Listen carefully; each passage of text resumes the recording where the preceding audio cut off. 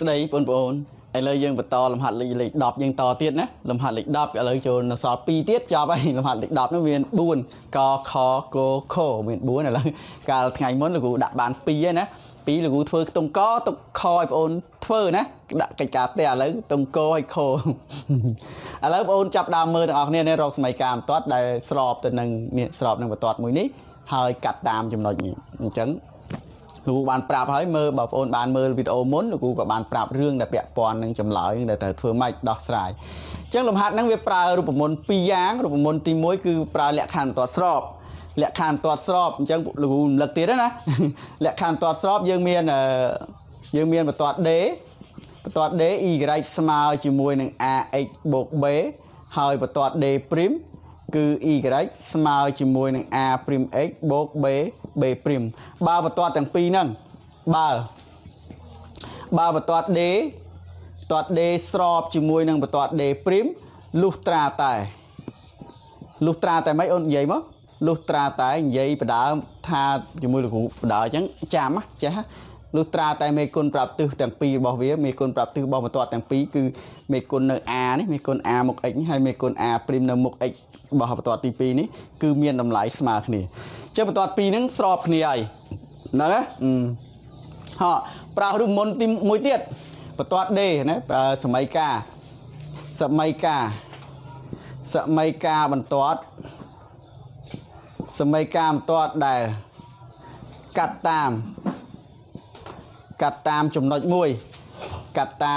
ណុច1មានគោអរណេវា x អង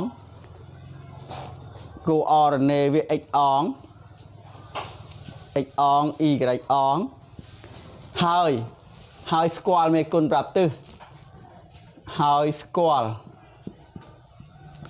មេគុណប្រាប់ទិស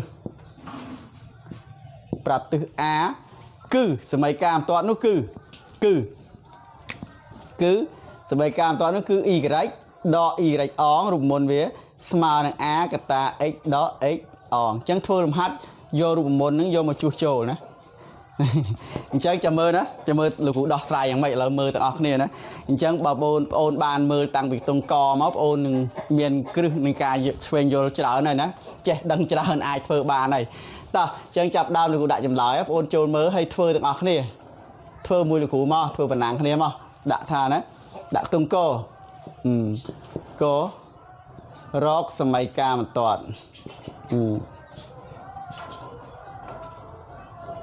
រកសមីការបន្ទាត់ហ្នឹងតាំងថាបន្ទាត់ D ចុះដែល y ស្មើជាមួយនឹង ax បូក b ដោយសមាធិកម្មគេប្រាប់មកដោយបន្ទាត់ D' អានេះជាបន្ទាត់ D' ចាត់ទុកថាជាបន្ទាត់ D' អានេះជាបន្ទាត់ D ដោយបន្ទាត់ D សមីការវា 2x បូក 2y បូក 9ស្មើនឹង0អញ្ចឹងសរសេររៀងទូទៅវាឬ D' សរសេររៀងទូទៅវាឲ្យទៅជា y អាហ្នឹងយកអាហ្នឹងមកដោះស្រាយណា 2x បូក 2y សរសេរវាទៅជារៀងទូទៅស្មើ0យើងបោះ 2x ហើយនឹង9មកអង្គទី2 2x បោះមកវាដក 2x 9បោះមកដក 9អានេះវានៅតែ 2y នៅអង្គទី1ដែរមិនអញ្ចឹងអូនណាដល់ទាញរក y បោះលេខ2បោះមកអង្គទី2មិនចែកមិនដក 2x ដក 9ចែកឲ្យ2ឃើញអត់ហើយយើងផ្ដាច់ឲ្យស្រួលមកយើងផ្ដាច់វាចេះដក 2x ហ្នឹងលើ2ដក 9 ភាគ 2ណាលេខ2នេះស្រួលទៅសល់តែមេគុណវា1អញ្ចឹងវាសល់តែដក x ដក 9 ភាគ 2ហ្នឹងសមីការទូទៅវា y វាអញ្ចឹង y វាទៅជាអញ្ចឹងកន្លែងហ្នឹង y ស្មើនឹងដក x ដក 9 ភាគ 2អូខេអូននេះសមីការបន្ទាត់វាសមីការបន្ទាត់ D' សមីការបន្ទាត់ទី2អញ្ចឹងបងអូនចង្អុលមេគុណប្រាប់ទិសប្រាប់លោកគ្រូតិចមើលចង្អុលមេគុណប្រាប់ទិសវាលេខឡើងណាមេគុណប្រាប់ទិសវាឡើងហ្នឹងលេខម៉ានចឹងឆ្លើយមកឡើងលេខម៉ានលេខអាហ្នឹងគេអត់សរសេរលេខមានន័យថាលេខ1ចឹងមានសញ្ញាដកនៅពីមុខចឹងអាហ្នឹងមេគុណប្រាប់ទិសវាលេខដក1ចឹង a' វាលេខដក1អញ្ចឹង a វាលេខអញ្ចឹង មេគុណប្រាប់ទិសបបតទី1គឺ A មេគុណប្រាប់ទិសបបតទី2គឺលេខដក1អញ្ចឹងសមាតកម្មគេថាបន្ទាត់ទាំងពីរនេះស្របគ្នាដោយ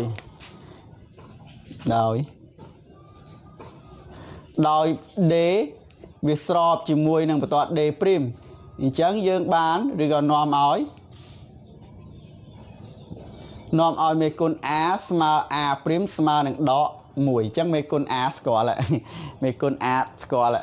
ហើយបន្ទាត់ D ហ្នឹងហើយបន្ទាត់ D វាកាត់តាមចំណុចមានគោអរណេប៉ុន្មានគោអរណេវា5 លើ 3 អូដក0នេះអាហ្នឹង x អងនេះ x អង y អងនេះ x អង y អងហើយមេគុណប្រាប់ទិស A នេះមេគុណប្រាប់ទិសវាអញ្ចឹងយើងបានសមីការបន្ទាត់ហើយយើងបានសមីការបន្ទាត់ D y ដក y អងនៅសេ y អងមួយទៀត y អងស្គាល់ហើយ y អងនេះលេខ0នេះស្មើនឹងមេគុណប្រាប់ទិសវា A ឡើយហ្នឹងដល់ពេល A វាលេខដក1យើងសេលេខដក1ចូលផ្លឹកណាដក1កតា x ដក x អងតា x ដក x អងអញ្ចឹងសេ x អងទៀត x អងវានេះ x អងវាដក5/3ដក5/3ប៉ុន្តែដកឲ្យដកនៅក្បែរគ្នាអញ្ចឹងកុំឲ្យខាតពេលដាក់បូកមកដកឲ្យដកវាចេញបូកអាហ្នឹងអញ្ចឹង5/3ឃើញអត់អូនអញ្ចឹងគុណពលាមកគុណពលាឲ្យបោះ0មកអានេះវាសល់តែចេះ y អានេះ y ដក0នៅ y ដែរអញ្ចឹងបន្ទាត់ D វាចេះបន្ទាត់ D ដែលយើងចង់រកសមីការបន្ទាត់ហ្នឹងអានេះគុណមកវាទៅជាដក x ដក5/3បានហើយអញ្ចឹងសមីការបន្ទាត់វាសមីការបន្ទាត់ដែលយើងត្រូវរកគឺចប់ហើយអូនចង់សង់ត្រូវឲ្យតារាងតម្លៃបើសង់បន្ទាត់យើងឲ្យតារាងតម្លៃសង់ឥឡូវដាក់ថាសង់បន្ទាត់ទាំងពីរ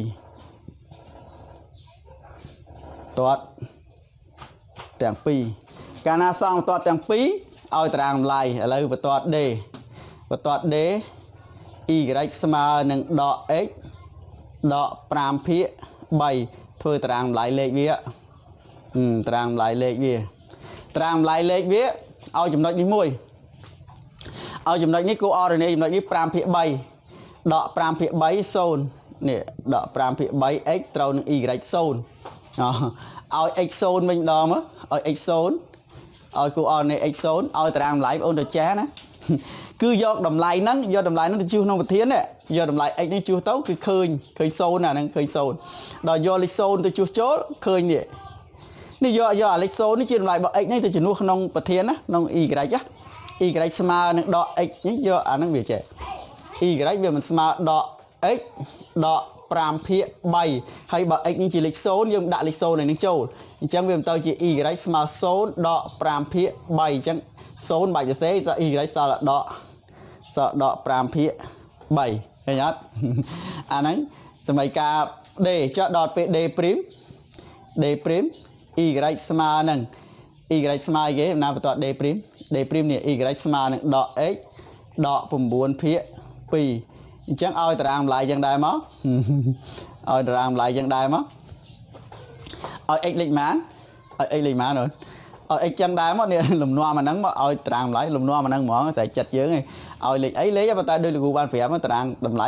x ឲ្យលេខអីលេខទៅអញ្ចឹងលោកគ្រូឲ្យលេខដក9/2ដែរដក9/2យ៉ាសេខិតក្រោមតិចកុំឲ្យនេះឲ្យច្បាស់អូនឯងមើលឃើញច្បាស់ឬគូខិតក្រោមតិចចេះនេះ x y តម្លៃ x ស្អែកយើងចង់ដាក់ទៅឥឡូវលោកគ្រូដាក់លេខ9/2យក9/2យកមកដាក់ឡើងនេះដាក់ឡើង y y វាមិនស្មើនឹងដក x ដក9/2ឃើញអត់បើសិនជា x ហ្នឹងដាក់លេខដក9/2ចូលនេះដាក់លេខដក9/2ចូលដក9/2ចូលអត់ដកឲ្យដកវាចេញបូកហើយឡើយនេះវាទៅជា9/2ដក9/2នេះសញ្ញាដកនៅក្បែរនេះវាចេញបូកអញ្ចឹងអាហ្នឹងវាលទ្ធផលឃើញ0អញ្ចឹងនេះ0 y 0នេះចុះបើសិនជាខ្ញុំឲ្យ x ជាតម្លៃ x លេខ0ឲ្យលេខ0យកលេខ0នោះមកជំនួសកន្លែងហ្នឹងកន្លែងហ្នឹងมัน y ស្មើនឹងដក x ដក9/2ត្រូវអត់ចុះបើ x នេះជាលេខ0កន្លែងហ្នឹងជាលេខ0អញ្ចឹងលេខ0 y សល់តែដក9/2អញ្ចឹងអានេះដក9/2 2នេះបានតារាងតម្លៃឃើញអត់អញ្ចឹងពេលបានតារាងតម្លៃនឹងហើយយកមកសង់មកសង់បន្ទាត់នៅលើតម្រុយអូតូណូមេមកណាអញ្ចឹងចាប់ដើមសង់ដល់គ្នាតោះអញ្ចឹងដំបូងយើងត្រូវតែគូសតម្រុយសង់តម្រុយអូតូណូមេសង់តម្រុយអូតូណូមេវាកើតឡើងដោយសារអផ្ស៊ីសនិងអអរណេអ2អញ្ចឹងសង់មកអូនឥឡូវលោកគ្រូសួរសិនណាមិនដែរអូននេះតាំងពីរបៀបរកសម័យកាលបន្ទាត់ដែលកាត់តាមចំណុចមួយហើយស្របទៅនឹងបន្ទាត់មួយទៀតស្របទៅនឹងបន្ទាត់ទី2អញ្ចឹងរបៀបរកហ្នឹងតើមិនដែរអូនយល់ទេអាចទទួលយកបានទេឥឡូវបានហើយឲ្យតារាងតម្លៃលោកគ្រូបារម្ភដែរបារម្ភត្រង់បងអូនខ្លះអត់ចេះឲ្យតារាងតម្លៃលេខតារាងតម្លៃលេខលោកគ្រូប្រាប់គឺប្រធានលំហាត់ប្រធានវានេះបន្ទាត់មួយហ្នឹងប្រធានវាតម្លៃ x ជាតម្លៃដែលយើងចង់ដាក់ទេតែចិត្តយើងចង់ដាក់លេខ x ដាក់ទៅបើដាក់លេខ1ដាក់ទៅ x ដាក់លេខ1យកលេខ1ជាតម្លៃ x ហ្នឹងទៅជួសក្នុងប្រធានជួសក្នុងសម័យកាលហ្នឹងយកលេខ1មកដាក់លេខនេះទៅហើយយើងកណនារកតម្លៃ y ហើយរកឃើញប្រមាណយើងដាក់លេខនេះហើយឃើញអត់ប៉ុន្តែបើលោកគ្រូដាក់លេខអញ្ចឹងវាជួសទៅវាឃើញ0វាស្រួលក្រិតអញ្ចឹងណាឲ្យតម្លៃ x 0ជួសអញ្ចឹងអាហ្នឹងធ្វើអញ្ចឹងលំហាត់ហ្នឹងគឺធ្វើអញ្ចឹងរបៀបហ្នឹងឥឡូវចាប់ដើមសង់តោះសង់ឥឡូវសង់បន្ទាត់ទី1សង់បន្ទាត់ D សង់បន្ទាត់ D ឲ្យតារាងតម្លៃតាមបន្ទាត់ D ហ្នឹងណាលោកគ្រូនេះឲ្យមើលនេះបន្ទាត់ D អាយ៉ាគូចំនេះគូចំលើអានេះដាក់មើលច្រឡំអានេះដកសង់បន្ទាត់ D តោះសង់បន្ទាត់ D ក្រិតតារាងតម្លៃមក x ដក 5/3 y 0ដក 5/3 5/3ប្រហែលជាប្រមាណអូនបើគិតជាចែក5បើ5ចែកនឹង3 5ចែក3វាបានដាក់បាន1នៅសល់2ថែម0កាត់តុងដាក់បាន6 3ដង13ចឹង6រហូត 1.66 អញ្ចឹងដកមានន័យថាដក 1.66 អញ្ចឹងវាលើ5លើកន្លះតិចបើធំនេះកន្លះហើយចំពាក់កណ្ដាលឃើញអត់អញ្ចឹងលើកន្លះតិចទៅនេះ6លើកន្លះតិចទៅអញ្ចឹងកន្លែងហ្នឹងជាតម្លៃជាចំណុចមួយដែលយើងចាប់ដើមសង់ចំណុចមួយដល់ពេលយើងភ្ជាប់បន្ទាត់គូបន្ទាត់ទៅកាត់ចំណុចហ្នឹងហើយឲ្យ x 0 y ចឹងវិញ y ដកមកចឹងនេះ x 0 y ដក 1.6 លើកន្លែងកន្លះតិចដែរនេះកន្លះទាំងនេះយើងមើលឆ្នៃយើងស្មានអញ្ចឹងណាហើយបាន2ចំណុចហ្នឹងយើងភ្ជាប់បានបន្ទាត់ហើយបន្ទាត់មួយហើយបន្ទាត់គឺសម័យកាលបន្ទាត់ D អាហ្នឹងគឺជាបន្ទាត់ D នេះយើងភ្ជាប់មកបានបន្ទាត់ D អាហ្នឹងបន្ទាត់ D នេះជាបន្ទាត់ D អាហ្នឹងណានេះកាត់តាមចំណុចនេះចំណុចនេះគឺដក 5/3 ណាឡើង x ដក 5/3 អានេះ y ដក 5/3 ដែរឥឡូវសោះបន្ទាត់ D' ម្ដង